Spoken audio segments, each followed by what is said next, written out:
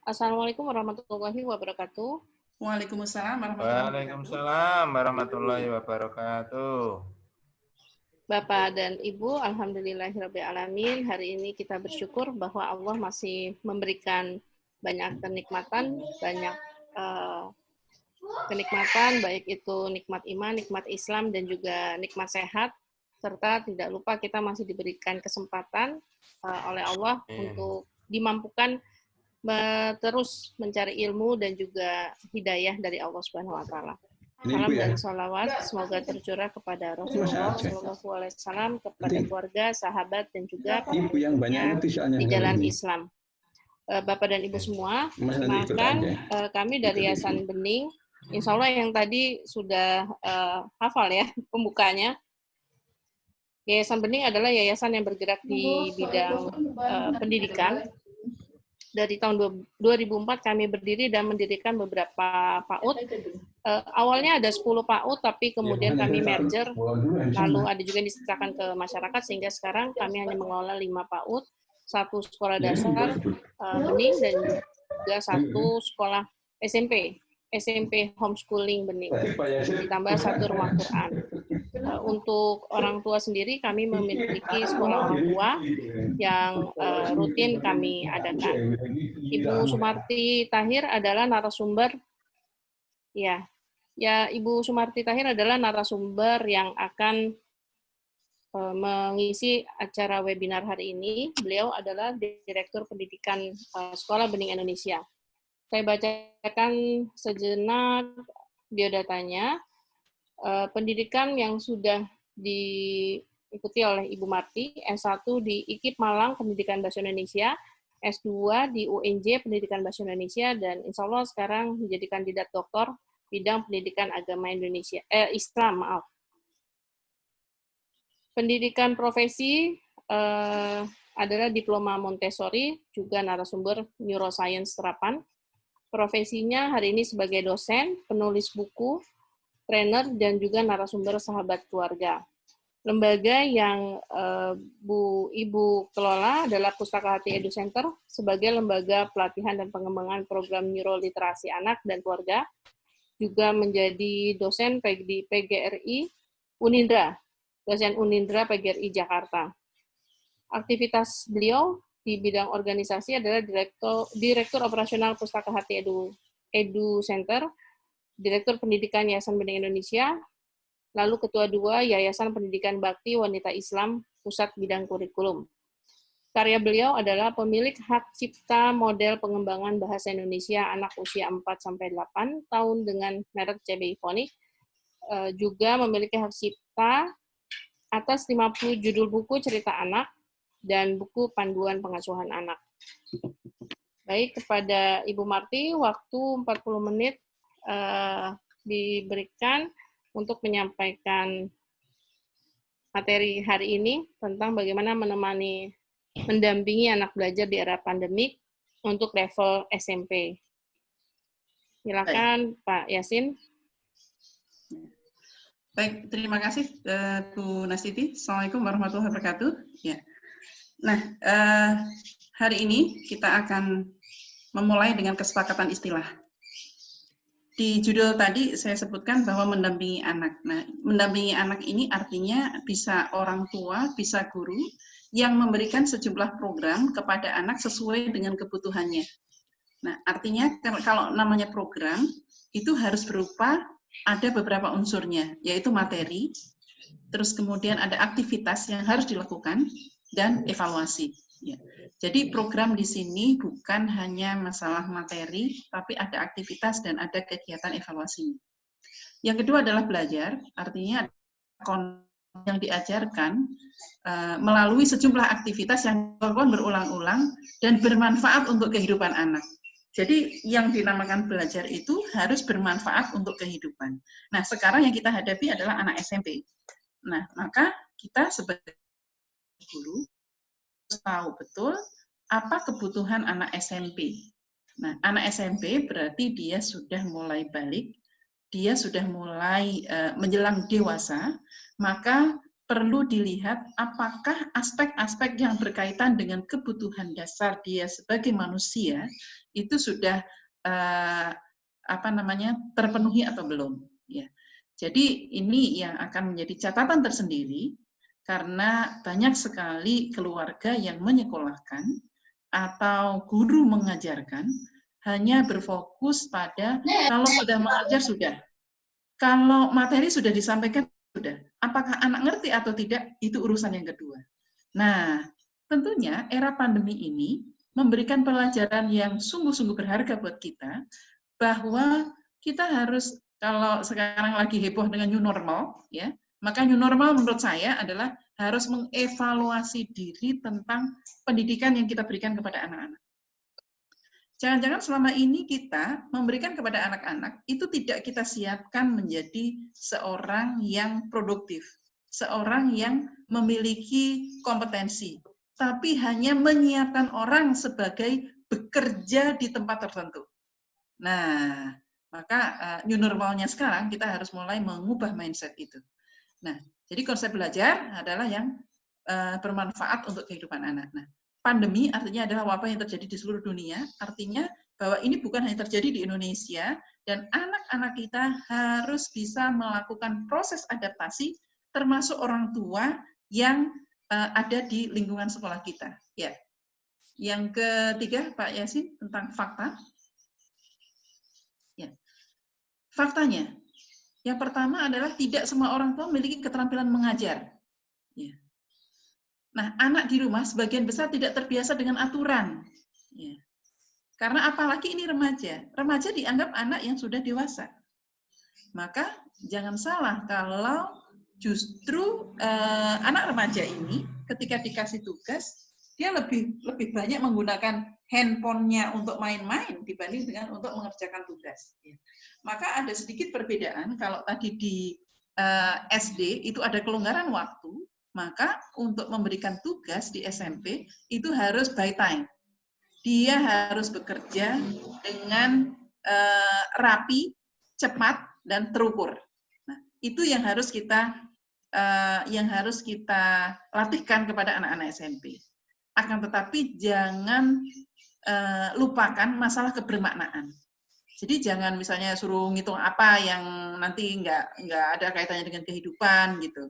Atau kita tidak memberikan penjelasan yang lebih rasional. Nah, yang keempat adalah anak punya banyak pilihan aktivitas yang tidak mendukung program sekolah. Ya. Di belajar di rumah ini, anak punya banyak sekali pilihan yang kadang-kadang dia akan memilih aktivitas-aktivitas yang sesuai dengan keinginannya, karena dia sudah mulai remaja. Oke, yang keempat, silakan Pak Yasin. Ya, apa yang harus kita lakukan? Yang pertama adalah membantu orang tua menyiapkan program belajar di rumah yang terintegrasi dengan kegiatan keseharian anak. Ya, jadi kegiatan itu harus terintegrasi dengan keseharian anak. Yang kedua, mendampingi orang tua saat melaksanakan program bersama anak. Jadi kalau saya di rumah kebetulan punya anak SMA, ya, SMP baru mau masuk, gitu ya. Jadi yang lainnya duanya kuliah, jadi tidak terlalu berpengaruh. Nah, ini saya juga mengamati program-program yang diberikan dari sekolah itu ya, ke anak saya yang SMA, itu betul-betul seperti tutorial kayak ngajar gitu ya, ngajar tapi cuma beda tempat gitu loh. Nah, akhirnya apa? Anak-anak juga sambil main-main gitu ya. Nah, untuk kali ini saya di Wika ya sekarang ini diajarkan betul bagaimana tentang adab menuntut ilmu gitu ya. Jadi ada aturan-aturannya gitu. Nah, saya rasa di SMP ini kalaupun toh kita mengajarkan home learning, adabnya juga harus dijaga. Misalnya ya pakai pakaian yang benar, tidak sambil makan gitu ya, terus fokus gitu. Karena apa? Ilmunya nanti tidak akan nyampe kalau adabnya tidak dilakukan ya. Jadi mendampingi saat orang tua itu memastikan juga orang tuanya ketika anaknya belajar itu dalam kondisi yang sesuai dengan adab. Yang ketiga adalah membantu orang tua melihat perkembangan belajar anak dan memastikan anaknya memahami proses belajarnya. Ya. Kembali kepada ini, memastikan ini ya.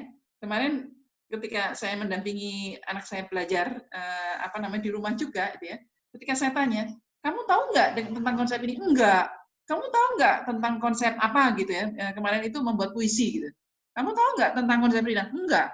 Pokoknya suruh buat puisi. Ya nggak bisa sedemikian. Ya alhamdulillah karena kita guru, kita bisa mengajarin anaknya. Nah, jadi pihak sekolah harusnya memberikan kepada anak yang di rumah itu, karena ini anaknya sudah remaja, itu ada link-link yang bisa dibuka.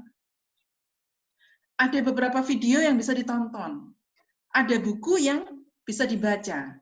Sehingga apa? Waktunya dia belajar di rumah itu bukan hanya pada saat tutorial, tapi juga pada saat mengerjakan aktivitas-aktivitas yang bermakna. Ya, oke. Silakan slide yang kelima, Pak Yasin. Bagaimana cara menyiapkan program belajar di rumah? Yang pertama adalah memastikan orang tua memahami tujuan pendidikan. Tujuan pendidikan, gitu ya, itu adalah kita sebagai seorang Muslim adalah menjadi seorang Muslim yang baik dan menjadi warga negara yang baik. Nah, ini kelihatannya sangat normatif, sangat normatif. Maka kalau Anda sekarang yang hadir ini sebagai orang tua, silahkan dicek apakah sekolah SMP Anda punya visi misi atau tidak. Kalaulah punya visi misi, kira-kira visi misinya akan sesuai dengan visi misi keluarga atau tidak. Nah, kalau belum, maka silakan membuat visi misi pendidikan Anda menjadi visi misi keluarga. Ya. Nah, kami di Sekolah Bening Indonesia menerjemahkan ya menjadi seorang Muslim yang baik dan menjadi warga negara itu dengan 3 kriteria. Yang pertama adalah berani, maksudnya adalah berani menyampaikan kebenaran disertai dengan tanggung jawab, ya. Yang kedua adalah beradab, menjunjung tinggi dan melaksanakan kesepakatan bersama, ya, itu adabnya berkaitan dengan kesepakatan. Berkarya, artinya anak memiliki karya yang bisa dipersembahkan untuk umat. Nah, karya ini bisa yang disebut karya berwujud atau tangible, dan karya yang tidak berwujud atau intangible. Nah, misalnya nanti ketika anak-anak SMP, ya, jadi kami di homeschooling Bening itu nanti, semua anak SMP nanti ujiannya dia dinyatakan lulus dari Bening adalah dia membuat karya, dan karya itu sudah dipersembahkan untuk umat. Misalnya dia nulis buku, ya, maka nanti ujiannya adalah berupa bedah bukunya dia. Dia melukis, maka ujiannya itu adalah bentuknya pameran lukisannya dia. Ya. Oh, ternyata dia sebagai hafiz Quran, ya, nanti ujiannya adalah dia jadi imam di persembahannya dia menjadi imam di masjid mana, nah gitu. Jadi artinya setiap anak dihargai, setiap anak diberikan kesempatan apa yang akan diberikan untuk umat. Ya. Jadi tugas kita sebagai pengelola sekolah atau tugas kita sebagai orang tua itu harus memastikan tujuan pendidikan anak kita benar. Gitu. Jadi tujuan yang benar ini akan membawa dampak kepada materi apa yang harus kita berikan dan caranya bagaimana disesuaikan dengan perkembangan berpikir anak. Ya, slide yang ke-6, Pak. Ya, menyiapkan program belajar di rumah. Nah, menyiapkan materi yang tepat. Apa materi untuk anak SMP? Materi anak SMP, ya, itu adalah konsep apa yang ada 2 jenis materi. Materi fardu ain, ya, berlaku bagi setiap orang, dan materi yang bersifat fardu kifayah. Kecakapan khusus yang dapat disesuaikan dengan peminatan agar anak dapat mengabdi secara optimal. Nah, pada level SMP, kurikulum fardu ain itu harus dituntaskan. Nah, kalau kami di Sekolah Bening Indonesia, yang berkaitan dengan fardu ain harus selesai di semester 1. Tahun pertama semester 1, hal-hal yang bersifat adab, akidah, syariah, muamalah, sejarah para nabi dan umat pilihan itu selesai. Ya. Nah, caranya bagaimana? Ya, kita masuk ke slide yang ke-7. Ya. Caranya bagaimana? Ya. Caranya bentuknya adalah kegiatan. Nah, ini bahasa Jawa, nyantre. Nyantre itu artinya kita magang. Jadi kalau misalnya tadi dia anaknya kebetulan masuk ke kita, mengajinya masih belum selesai, maka dia dikasih penugasan, jadi proyek pribadinya adalah menyelesaikan menuntaskan ngajinya. Itu.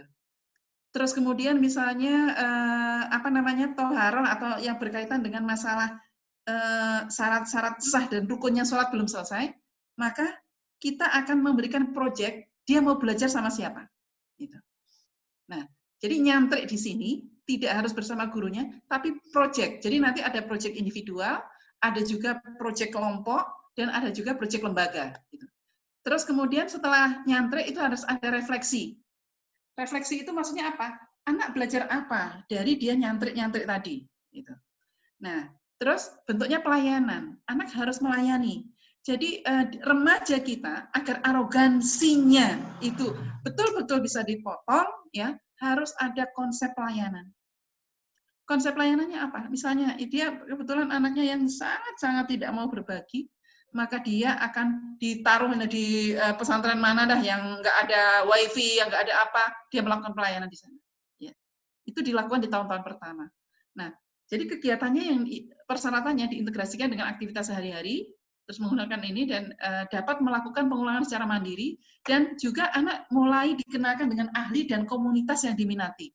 Nanti di kelas 3, maka kita akan mengadakan tes talent mapping. Nanti anak ini sebenarnya ketika di mapping, talentnya ada di mana.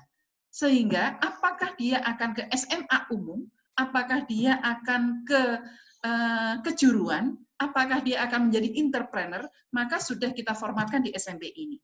Nah, akan tetapi, anak-anak kita, apakah nanti dia mau menjadi apapun, kemampuan keagamaannya yang bersifat fardu ain itu harus tuntas di SMP. Ya, itu programnya. Ya. Sekarang yang nomor 8, silakan.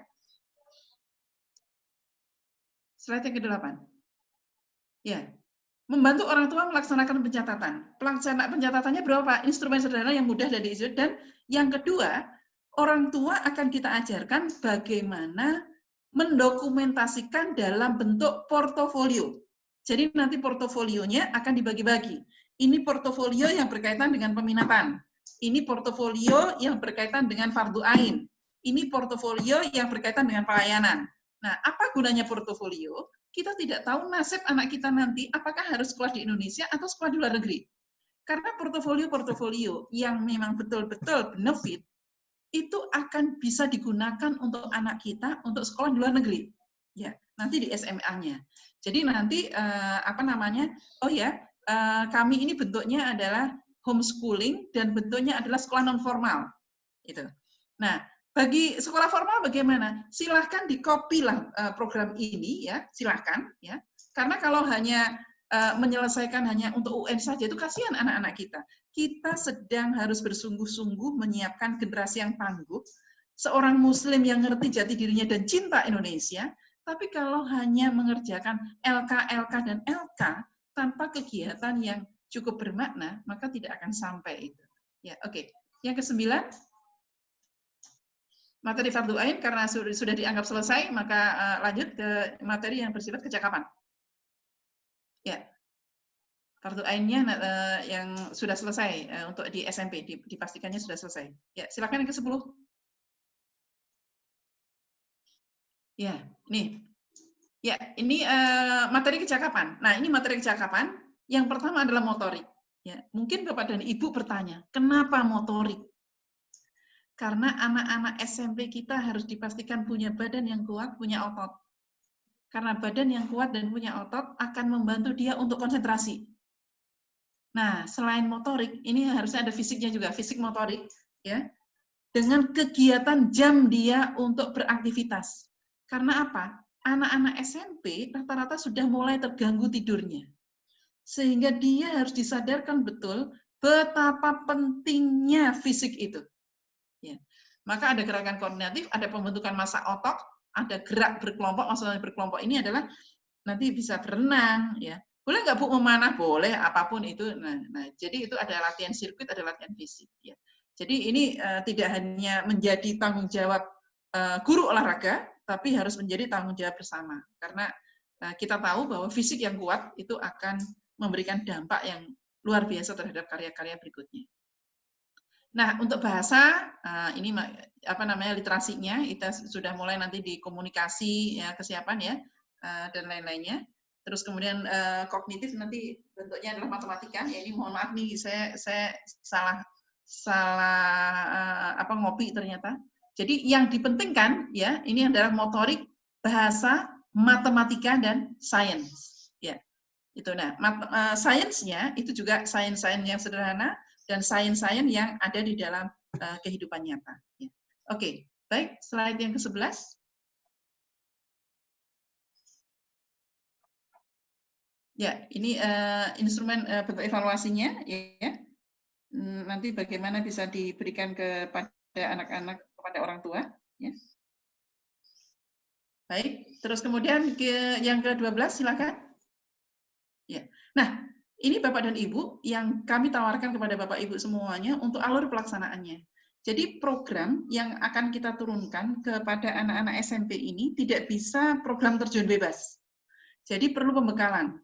Jadi orang tua ataupun guru yang akan menggunakan program kami perlu ada pembekalan, ada 4 sesi pembekalan, mulai dari bagaimana berkomunikasi dengan remaja, bagaimana mengelola emosi, ya, terus kemudian bagaimana pelaksanaan program dan materi tentang portofolio. Portofolio nanti akan kita berikan di pembekalan. Terus kemudian penurunan program, kami akan menurunkan 3 bulan, jadi 20 hari per bulan. Jadi ada 20 program yang bisa dilakukan oleh orang tua maupun sekolah untuk diberikan kepada anak-anaknya.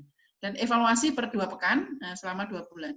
Nah, nanti pengembangannya ya kalau misalnya Anda menggunakan program ini untuk diri sendiri, maka adalah pengayaan anak. Jadi misalnya, oh, anakku ternyata setelah 3 bulan ini dia lebih cenderung kepada kegiatan-kegiatan yang materi kecakapan itu dia lebih cepat dibanding dengan materi yang art gitu. Ya udah nanti berarti dia materi akademik itu dia lebih punya energi gitu ketika melaksanakannya. Ya udah kalau begitu berarti dia nanti ke SMA dan lain-lainnya. Jadi nanti di akhir pelaksanaan program kita akan membantu orang tua dan lembaga untuk bagaimana melanjutkan program ini, karena tujuan kami di Yayasan Bening ini adalah program ini akan menjadi pola, dan setelah itu masing-masing orang tua ataupun masing-masing lembaga, pola ini bisa dikembangkan menjadi pola yang dapat meningkatkan kualitas pendidikan di Indonesia. Oke, baik, pola pelaksanaannya di slide yang ke-13.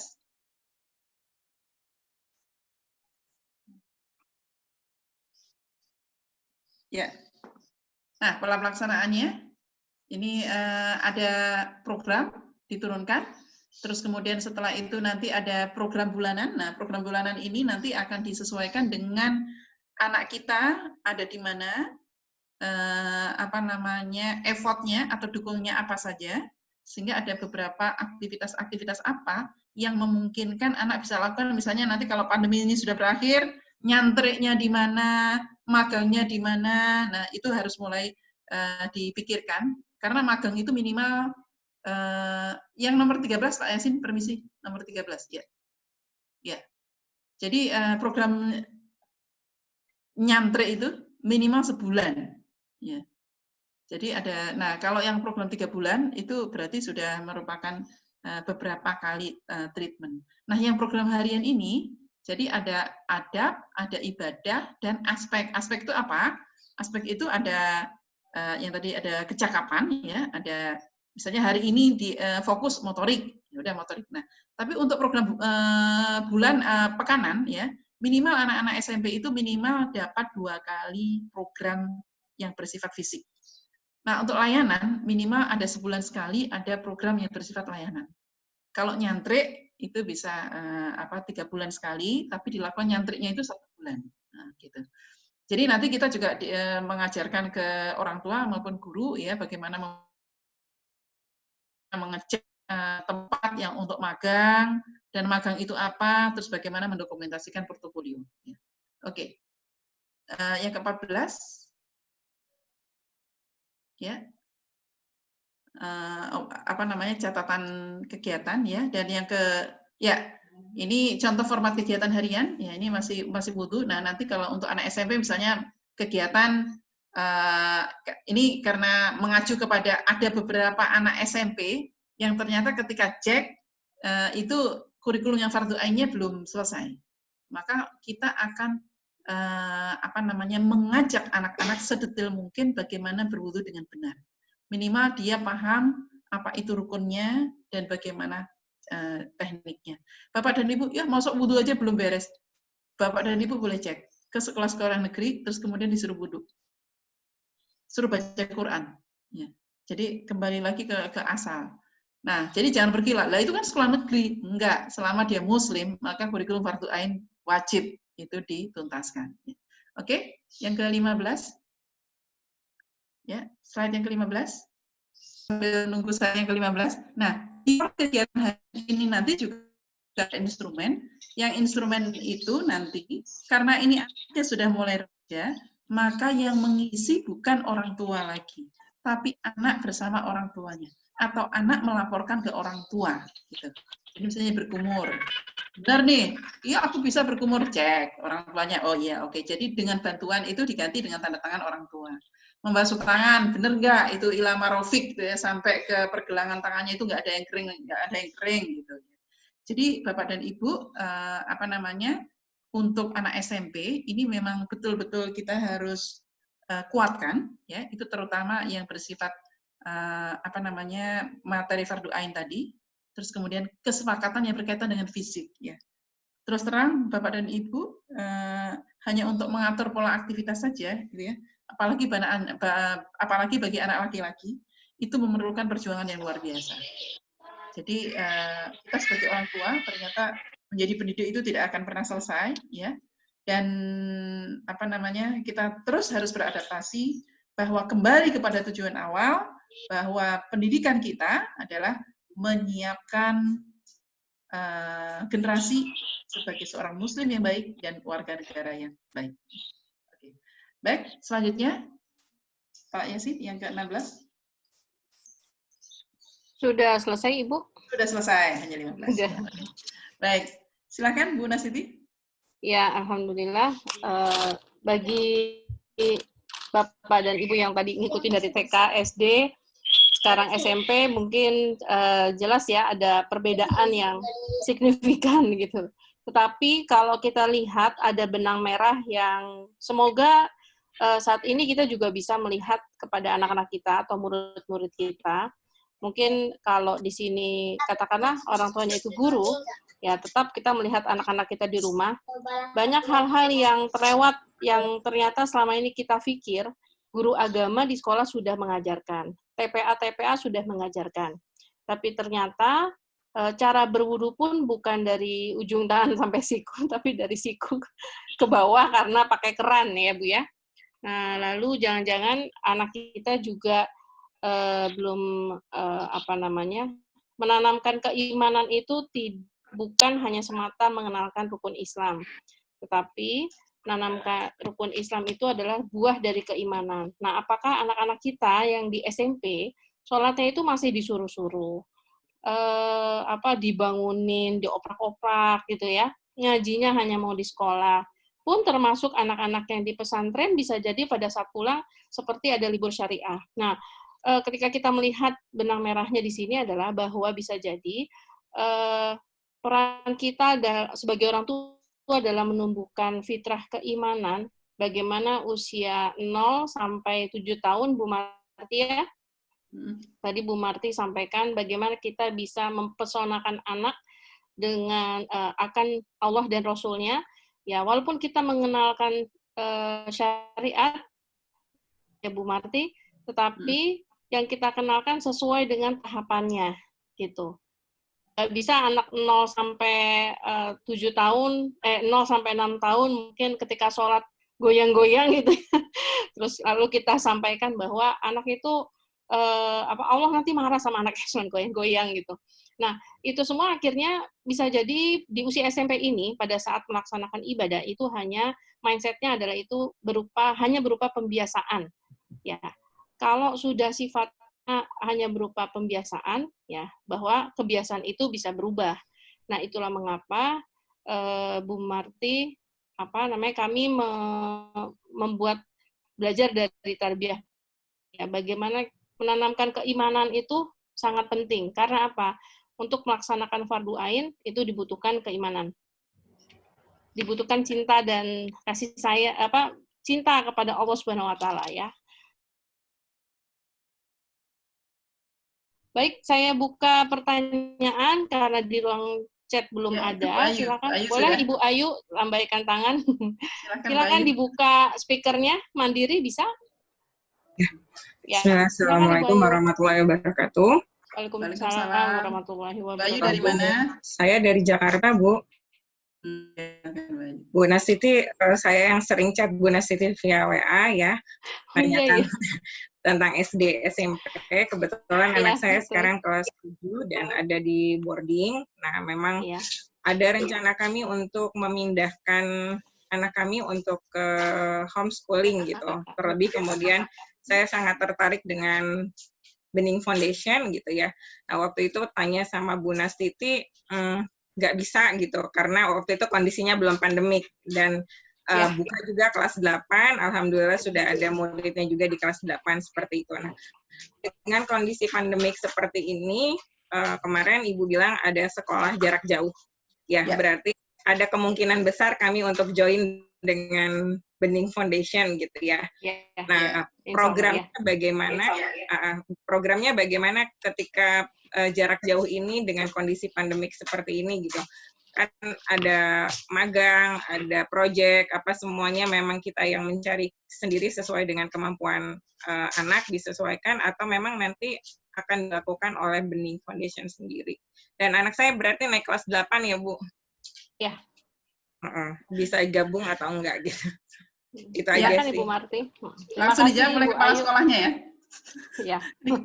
Ini kepala sekolah, Bu. Kepala sekolahnya, Bu? Kepala sekolahnya Bu Marti. Sekolah. Oh, gitu. Untuk SMP. SMP, ya. Saya kepala sekolah SMP. Ya. Ya, oke. Baik, Ibu memang selama pandemik ini kita mengadakan ada offline.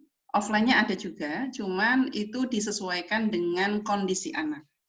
Jadi kalau tidak, juga tetap dalam kondisi online. Nah, untuk magangnya dan lainnya akan disesuaikan dengan kondisinya. Tapi yang jelas semua unsur-unsurnya, ya, yang pertama di targetnya di 6 bulan pertama ini, yang fardu ain itu harus selesai, itu nanti akan dicek oleh tutornya, Bu. Putra Ibu laki-laki atau perempuan, Bu? Perempuan. Ya, jadi nanti oleh tutor perempuan yang akan ngecek Qur'annya, yang akan ngecek mutabaahnya, yang akan ngecek ini, dan kita semuanya nanti akan menggunakan teknologi, Bu, untuk ngecek itu. Iya. Dan bukan hanya di Jakarta, Bu. Misalnya ini ada yang di yang di pulau mana gitu mau ikut ke Bening dengan senang hati, Bu. Kami sekarang dengan adanya pandemi ini membuka mata kita, gitu ya, bahwa pendidikan itu tidak harus sudah diakses ke mana-mana. Gitu. Nah, akan tetapi Bunda, kalaupun toh misalnya nanti sudah kondisinya aman, nanti ada materi musafir, ada materi magang, Bu. Ya, kalau sudah kan ya, karena kayak harusnya ini yang sudah kita jadwalkan sebenarnya bulan September ini anak-anak itu akan melakukan musafir ke Jogja. Nah, itu berbeda dengan musafirnya biasanya kayak yang sekolah-sekolah pada umumnya. Jadi mereka harus merencanakan, mereka harus ke sana nanti naik apa. Nah, tetap didampingi oleh pendamping sih, Bu. Cuman anak-anak itu akan diberikan beberapa aktivitas dan mereka akan mengerjakan apa. Jadi musafir ini salah satu teknik pembelajaran yang kita lakukan untuk mengintegrasikan pelajaran agama, pelajaran sosial, pelajaran sejarah, dan juga pelajaran geografi. Jadi nanti jadi belajarnya itu bukan hanya belajar dari buku, Bu, tapi juga nanti dengan langsung. Sebenarnya yang sudah kita rencanakan ya, tapi ini ambiar, Bu, kalau bahasanya orang sekarang gitu ya. Itu adalah anak-anak itu mau magang dengan petani kopi, Bu, di Batang. Gitu. Kenapa kopi yang kita kasih judul yang pertama?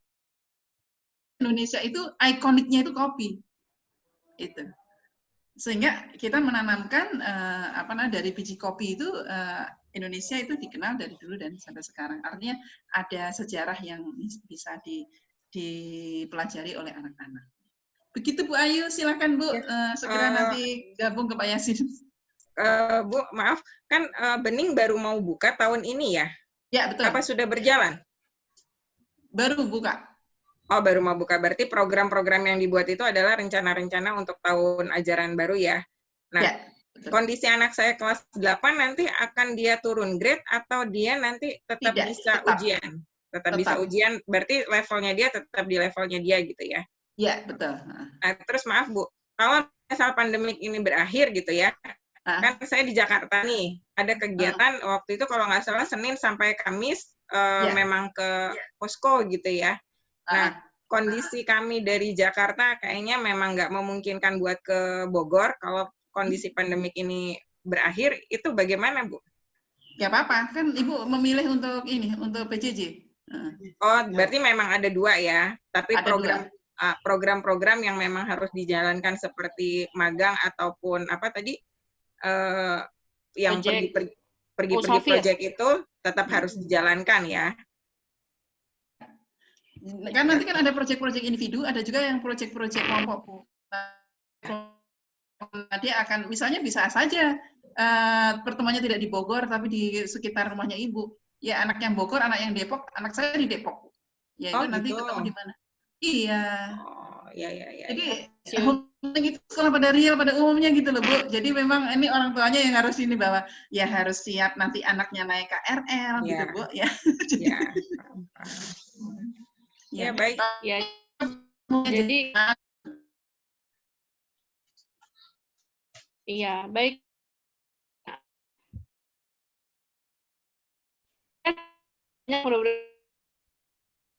Yang selanjutnya mana ya, Bu? Di Bogor, Bu. Kapan pembukaan kelas 8 dimulai? Sudah dibuka?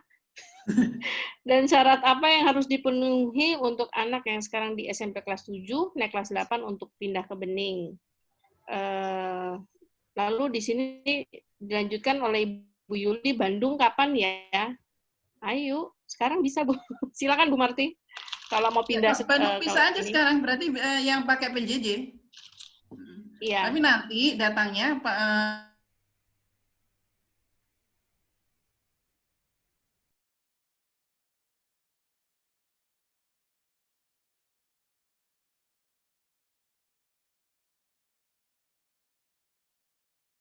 itu di luar Pulau Jawa, tahun ketiga itu keluar negeri. Karena anak harus bisa bikin paspor. Itu. Iya. Baik, untuk yang akan pindah sekolah, maka harus mengurus surat pindah dulu ke homeschooling Bening gitu. Jadi nanti akan diurus lalu diserahkan kepada kami. Untuk Ibu dan Bapak, ketika misalkan hari ini, Bu, saya kan anaknya sudah ada di SMP 4 Bandung misalkan ya, apakah bisa ikut program juga? Bisa, tapi memang berarti terdaftarnya tetap di SMP di Bandung itu ya. Tetapi ada hal-hal yang memang ada yang bukan menjadi tanggung jawab kami, seperti pelaporan, segala macam, ya karena yang kami tangani total ya Bu ya, total ya, itu yang menjadi memang anggota homeschooling ya. Namun memang untuk program orang tua tetap akan kami bantu bagaimana bisa mengecek apakah proses-proses yang ada di dalam modul sudah dijalankan itu ya mengalami atau seperti apa, itu bisa konsul seperti itu. Ada pertanyaan lagi dari Ibu Ana. Bu, berarti ada kelas jarak sebentar Pak Imam, mohon maaf. Berarti ada kelas jarak jauh dan reguler ya Bu, jika saya mau bergabung, syarat dan ketentuannya apa. Pak Imam setelah ini ya, maaf ya. Silakan Ibu. Ya, oke. Yang non reguler itu yang di luar Jabodetabek. Kalau misalnya kayak Ibu Bu Ayu itu ya, itu reguler, tapi nanti karena dia tetap harus masuk minimal seminggu sekali atau apa, meskipun tidak 4 hari langsung Bu, gitu.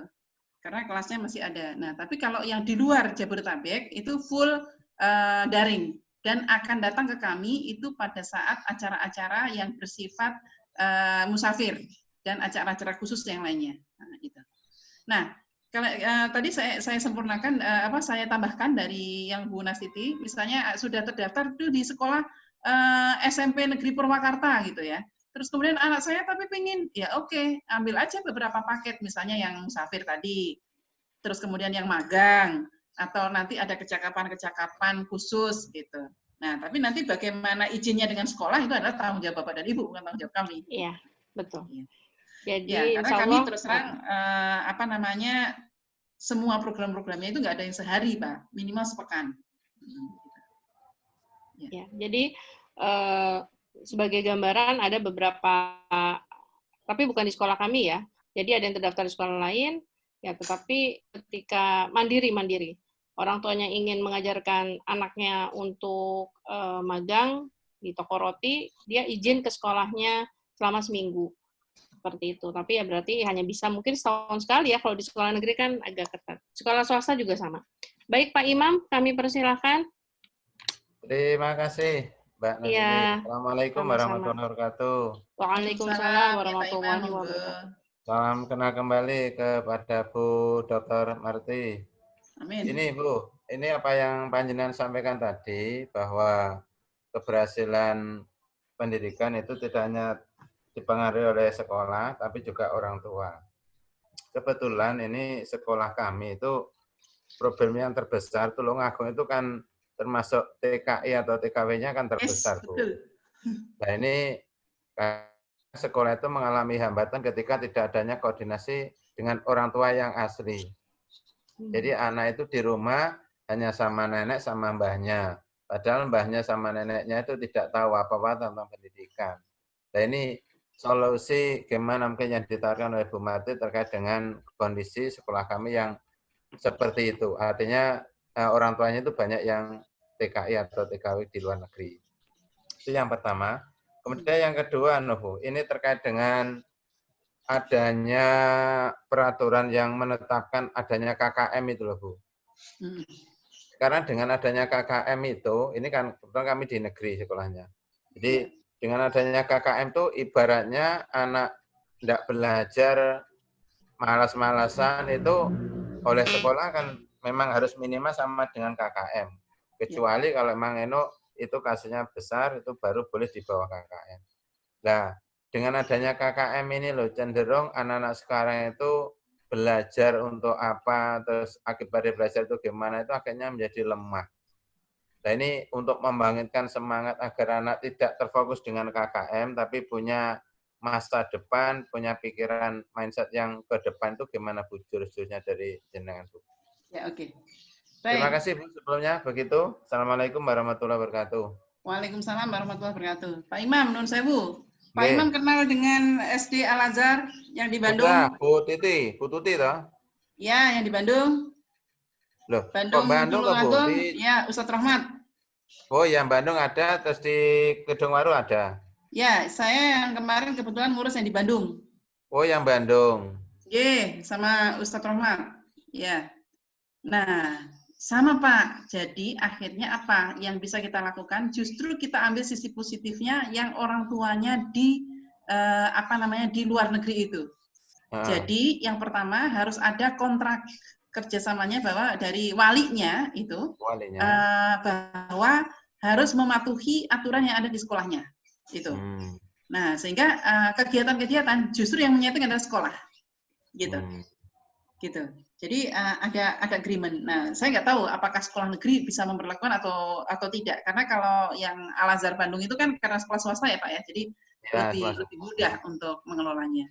Apakah wali kelas, misalnya setingkat wali kelas meskipun tidak lembaga, itu juga bisa, karena kan kalau wali kelas kan masih punya otoritas ya Pak ya, otoritas mengelola untuk kelas itu. Nah, yang kedua Pak, untuk KKM Pak, sebenarnya KKM itu harusnya adanya di kepala guru Pak, jangan di kepala murid. Kalau di kepala murid, yang penting aku udah sampai KKM, udah beres, passing grade-ku sudah ada. Nah, itu Pak. Jadi justru harusnya ini adanya di guru Pak. Nah, murid yang kita optimalkan adalah justru kebermanaan dari belajar itu, gitu. Nah, misalnya apa? Misalnya belajar matematika. Kenapa sih kok kita itu belajar tentang geometri? Nah, selama ini saya banyak melihat guru matematika. Kalau Pak Imam matematika kan? Iya, matematik. Betul. Ngajarin matematika itu sebagai ilmu, bukan sebagai alat untuk bernalar, Pak. Jadi misalnya gini, kenapa kok kita belajar geometri? Iya, ya yang jelas kalau segitiga adalah ini setengah alas kali tinggi. Tapi kita lupa kenapa disebut setengah alas. Gitu. Nah, jadi dan kita lupa lagi bahwa bagaimana terbentuknya segitiga. Segitiga adalah bangun datar yang paling sederhana. Artinya apa? Semua bangun datar itu berawal dari segitiga. Karena kalau titik sama titik di garis itu menjadi garis. Garis sama garis menjadi sudut. Nah, ketika garis sama garis itu membentuk sudut lagi. Jadilah itu segitiga.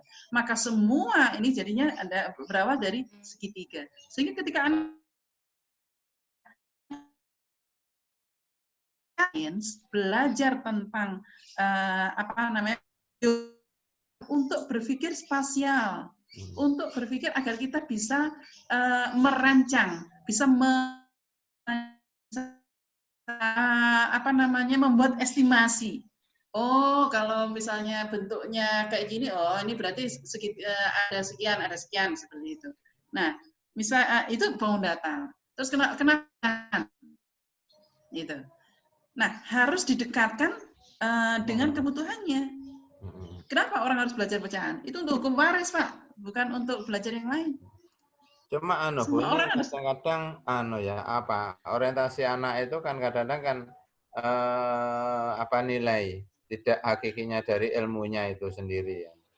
Jadi orientasinya anak itu kadang-kadang yang penting nilaiku apik apapun caranya enggak tahu gitu loh, Bu. Nah, makanya ini sebenarnya akan tergantung dengan gurunya, Pak. Maka ketika saya pernah mengajar SMP, itu dialognya itu justru lebih banyak daripada materinya itu sendiri, Pak. Betul. Karena apa? Kalau dia hanya udah kena, ya Allah, Pak, dikasih kegiatan berapapun dia akan semangat. Gitu. Nah, jadi sebenarnya, ini untuk Bapak dan Ibu semuanya, selama ini kita kalau misalnya punya sekolah gitu ya, ini pakai metode apa? Wah, kalau metodenya sama, wah ini berarti harus pakai metode baru. Sebenarnya bukan pada metodenya. Jadi kalau di Gontor itu kan materi tergantung dari metode, nah tapi metode akan tergantung dengan gurunya. Jadi sebenarnya yang membuat sekolah itu baik atau tidak itu ada di gurunya. Iya. Jadi apakah itu negeri, apakah itu swasta? Kalau mau menyekolahkan anak, lihatlah gurunya. Di anak swasta, Bu. Kayak di Hidayatul Ar-Rahmah Malang itu, dulu saya juga pernah di sana, loh. Iya. Ar-Rahmah Malang, pernah dengar? Pernah, anak-anak teman-teman saya juga banyak di situ. Bu Marti, itu anak swasta, akhirnya enak itu untuk pengembangan kepribadian anaknya itu kan bisa 24 jam bisa terbentuk di asrama. Pak Imam, mohon maaf, Bu Marti, karena ada pertanyaan lain, waktunya sudah mau habis. Iya, mohon maaf saya potong ya. Ini sudah ada nih. Iya. Ini 3 menit lagi, Ibu ada yang bertanya, anak saya kelas 7, Batan mau pindah sekolah, tapi bapaknya mau ke sekolah formal, naik kelas 8 di Cibubur. Tapi saya sedih nggak ada program penting seperti magang dan nyantri. Apakah siswa luar bening boleh bergabung ke kegiatan di sekolah tersebut? Bagaimana teknisnya? Terima kasih. Tadi sudah saya jawab boleh.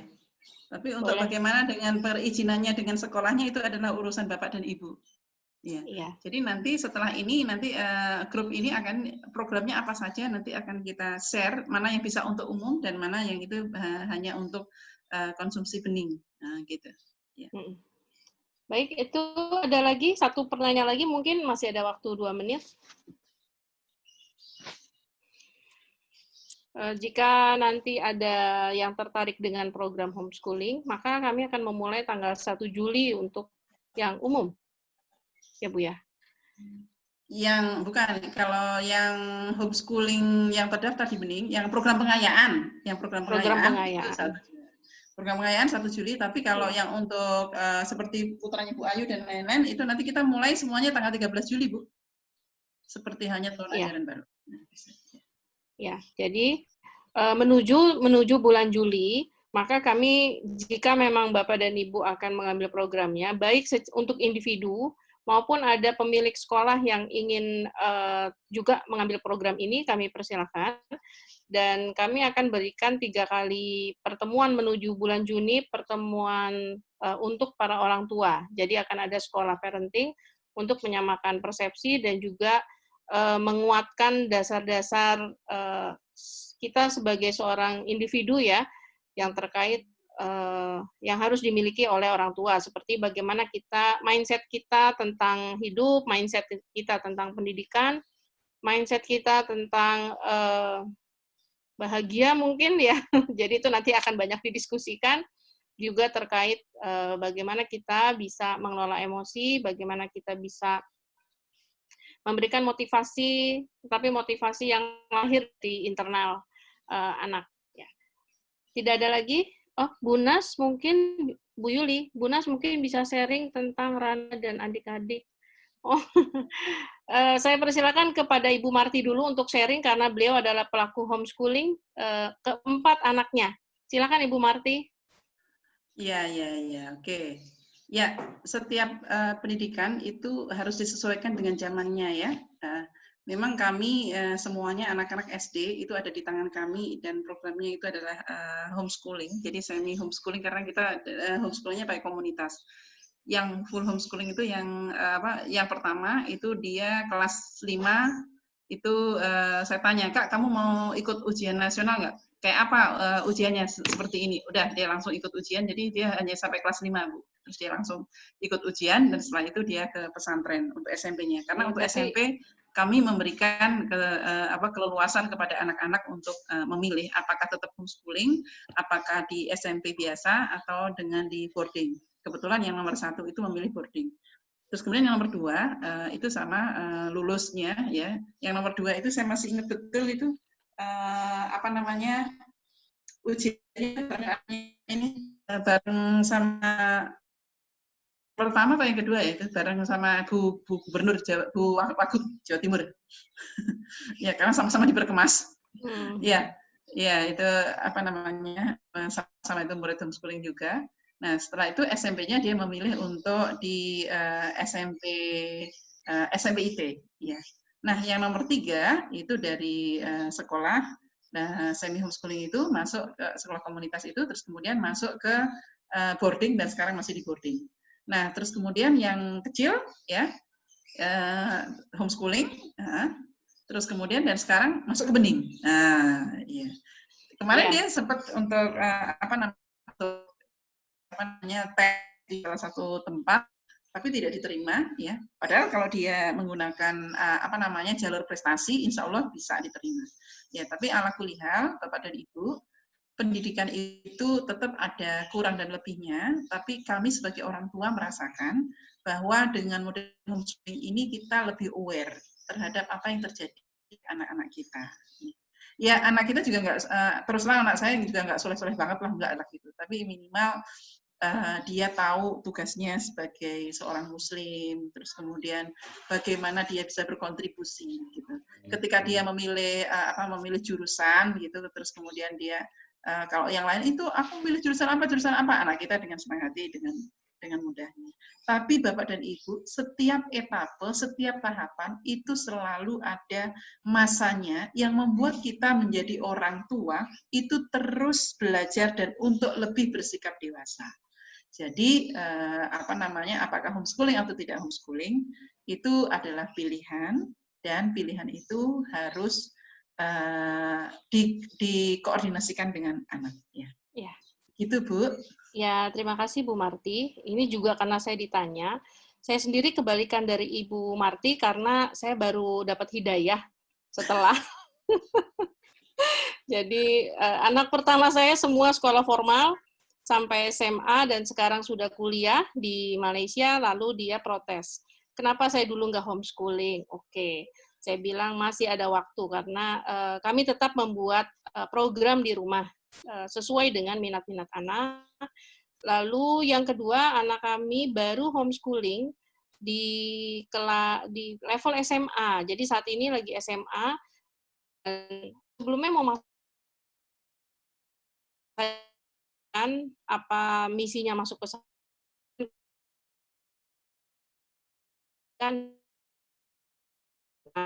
kenalkan juga model pembelajaran homeschooling adalah cita-citanya masih sama, menjadi seorang hafizoh, tetapi dia memilih homeschooling dan ya anaknya bahagia. Ya bahagia dalam arti apa? Bahagia ketika dia tahu minatnya, dia tahu bakat-bakatnya, ya. Dan saat homeschooling pun itu tadi seperti kalau Bu Marti semua anaknya homeschooling pada usia SD dan itu menjadi bekal standar dasar ya Bu ya. Bagaimana fardu ain bisa tuntas. Saya ini yang homeschoolingnya baru mulai SMP, SMA itu saya pusing juga. Aduh, saya kemana aja ya? Saya bilang anak saya di IT sih semua. Bahkan ada di sekolah di saya juga. Tapi saya tersadar bahwa banyak hal yang terlewat dari anak-anak saya dan saya sekarang lagi mengejar. Lalu anak saya yang ketiga, karena saya sudah dapat ilmunya juga, SMP sudah homeschooling hari ini.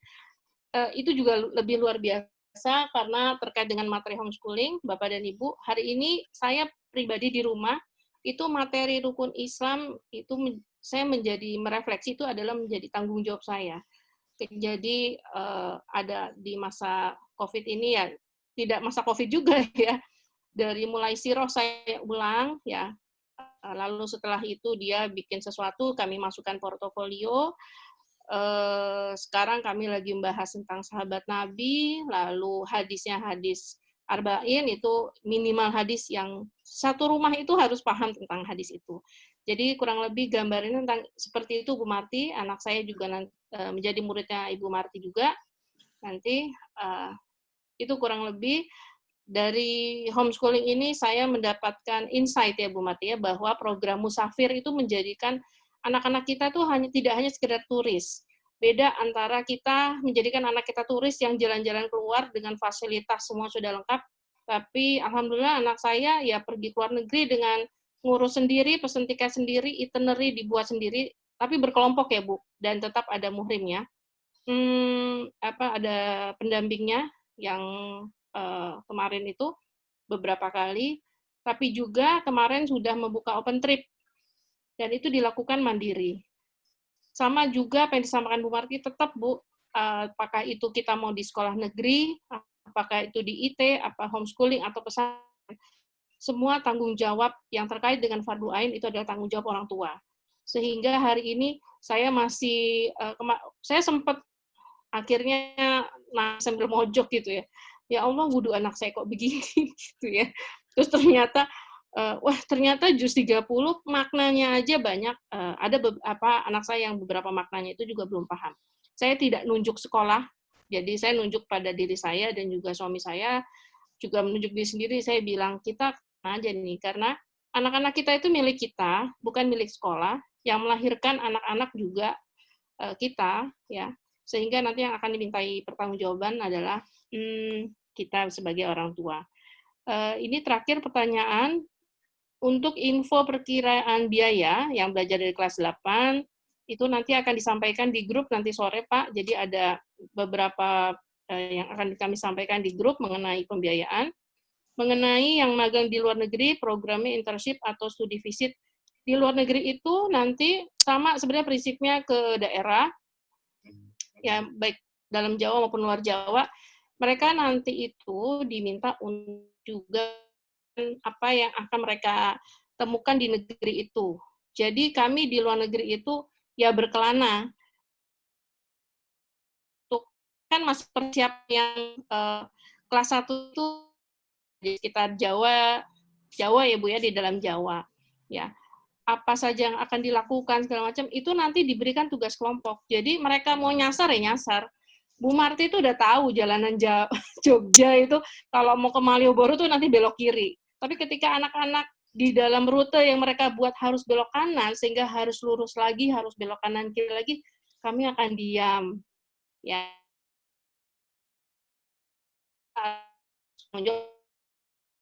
Dari pembelajaran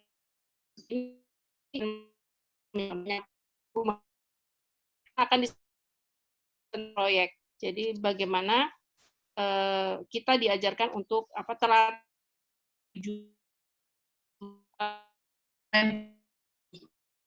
ya. Jadi mesti jadi review. Jadi